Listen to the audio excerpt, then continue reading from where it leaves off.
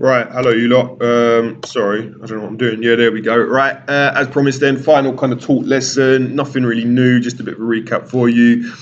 We did the first lesson of this on policy and objective clash. We're going to talk today about conflict and trade-offs and almost positive clashes. First thing I want you to do, and we're going to go through this, not next Wednesday because we'll be on half term, but the Wednesday after, is just to draw me a nice mind map to summarize the key macro objectives. You can do 6 or you can do 12. If you're stuck on that, go back to, I think, lesson 7 on classwork. The macro obs are there, literally copy them down. And then draw a second mind map to show the key macroeconomic policies. As a clue, there are 3.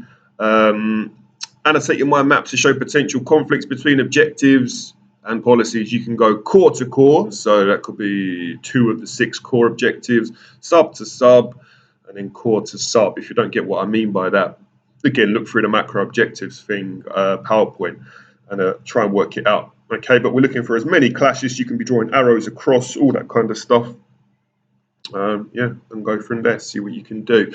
Okay, and then what we'll do is 2 Wednesdays time we'll go through this. Now, what I also want to do in 2 Wednesdays time is to kind of then apply the HS2 research task and the the Heathrow Airport third runway research task as well. So if you haven't done those for the last 2 twilights, please make sure that those are done as well, and we'll build all that together in a nice kind of mind map. Okay.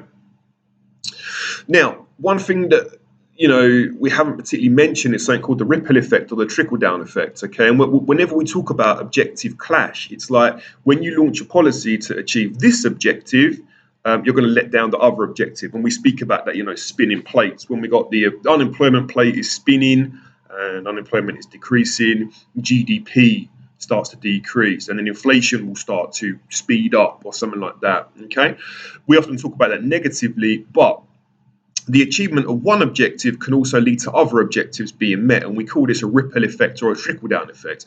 Think about when you throw a stone into a river or a pond or whatever. Stone hits the water, 1 ripple, 2 ripples, 3 ripples, 4 ripples. So it's almost like a multiplier. Okay, so take a look at these 2 examples. If the government invests into education and training, so we've got kind of a supply side policy there to boost skills and productivity, this might result in more skilled workers who can be more productive and produce higher quality goods and services. These can then be exported potentially at more competitive prices, which may improve the balance of payments. And we'll go through all this in a minute. As this is a component of AD, greater economic growth will occur, which could create more jobs and lower unemployment. So the general idea is we brought in one supply side policy, investment, government spending into education and training. Though you could argue government spending, that will cause AD to go up anyway, but we're looking more at the LRAS point here, increasing LRAS. Second objective met, we've got skilled workers. They can be more productive. Third objective met, higher quality goods and services. Fourth objective met. Because we're more efficient, the price of our exports becomes more competitive. We can bring our prices down to match those in France, Portugal, whatever. We can sell more, which may decrease the size of our deficit. I think, what's that, our 4th or 5th objective met? This is a component of AD. We get great economic growth, 6 objectives met, which can create more jobs and lower unemployment. 7 objectives, 7 things, 7 positive ripple effects from one policy. Okay, example number 2. The Bank of England consistently meets its inflation target. This may give firms more confidence to invest. So by using interest rates, QE, whatever you want to say, and we're constantly between 1% and 3%, this might give our firms more confidence to invest, okay, because inflation is consistent. They know that if they develop a building project or whatever, they will get a return on it. They will get productivity out of it. Therefore, higher capital spending boosts long-term productive potential. LRAS moves out, PPF shifts out. This will generate more jobs, decrease unemployment, and again, a bit like example 1, enhancing the competitiveness of UK exports and the balance of payments as a consequence. So I think that's about one policy of inflation control, monetary policy, having 5 positive ripple effects or trickle-down effects. So I think the point we're trying to make here is that you can't just say one policy leads to one outcome. One policy, in the case of example 1, led to about 7 positive outcomes.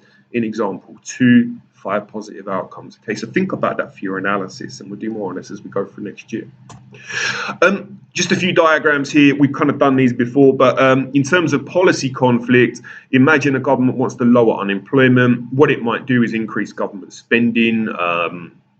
To do this, more benefits, etc., or it might do job creation, that kind of stuff. AD will shift from AD to AD1. We've got increasing more national output, more people back in the labour force, more people working, and job creation. However, what we're also going to see as we go from AD to AD1 is inflationary pressure coming in. Okay, so price levels increasing. Second one, using LRAS. Imagine the economy is in equilibrium at P. Y, so P naught, Y naught, and you've got LRAS intersecting with AD. The government's concerned about inflation. What it might do is it might increase taxes in order to reduce consumption. We draw on LRAS because taxes take more than a year to wash through the economy. As a result, AD pushes to the left. This is going to reduce inflationary pressures from P to P1. Price level falls. But you could also say 0.5, as consumers have got reduced disposable income, they'll spend less on imports, improving the balance of payments. But the trade-off there, the negative knock-on effect, the clash, is that as AD drops, real national output will drop.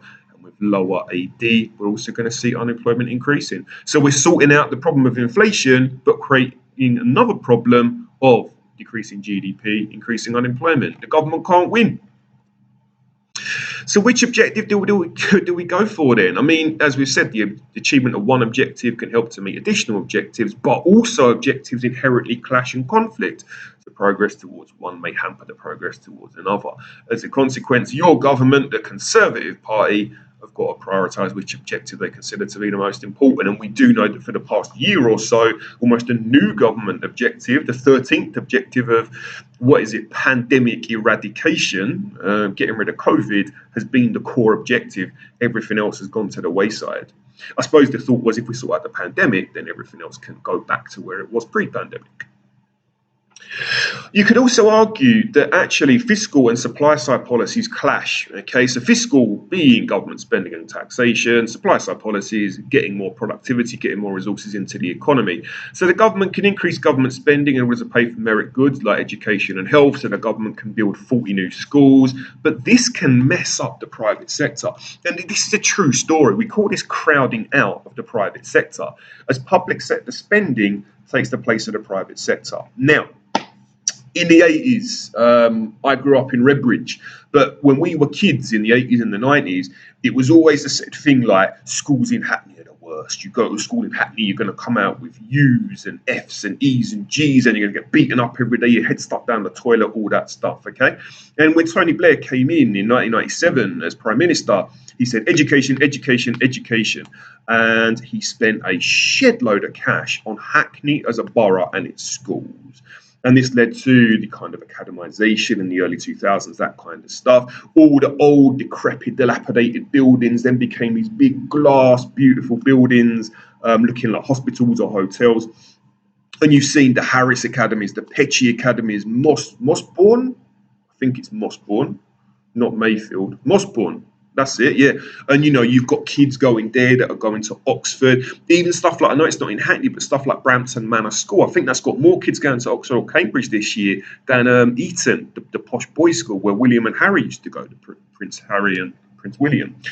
But what we saw was, with that came the gentrification of Hackney. Gentrification meaning posh middle-class people moving in. And what they were realising is that these Hackney Academy schools are getting their kids to Oxford and Cambridge, and they're doing it for free. I don't need to pay £9,000, £4,000 a term to send my kid private when I can move to Hackney, get myself £1 million house, and get my kid to Oxford or Cambridge for free. What we saw there, because of the academies, because of education, was an improvement of normal schools, so to speak, comprehensive schools. But this crowded out your private schools. So places like Forest, like Bancroft up in Woodford, Forest round the corner here, going towards Wanstead, Leytonstone way, they were struggling to get kids in. And don't forget, private schools make their money through charging, okay? That's pretty much it for that. So fiscal policy is like government spending over prioritising government sector, okay, the public sector. Now, last thing to do for today then, I want you to do this, and again, we're going to discuss this in the first lesson back on the Wednesday. Use your understanding of economics. Write a short set of statements explaining the consequences for the following. So, a rise in the interest rate. What would that do to the rate of exchange? Hot money. Competitiveness? Hot money. Inflation, unemployment, and the supply side of the economy. And then the second one, an increase in the level of government spending or whatever, how that will impact on the amount of money in the economy, the potential rate of interest, competitiveness, inflation, and unemployment. But definitely the first one is to do with hot money. I didn't do the cough there, sorry. All right, so a few things to do then, people. You've got to do your mind map. You've got to do that last activity. And if you haven't done them, let me show you. Google Classroom. Kaboom. It's nothing like waiting for a page to open, is there? There we go. Click on your group. You got your classwork. And then it is lesson 48 on HS2 and lesson 46 on Heathrow's third runway. Have a lovely half term, people. Work hard. And I will see you after. Adios.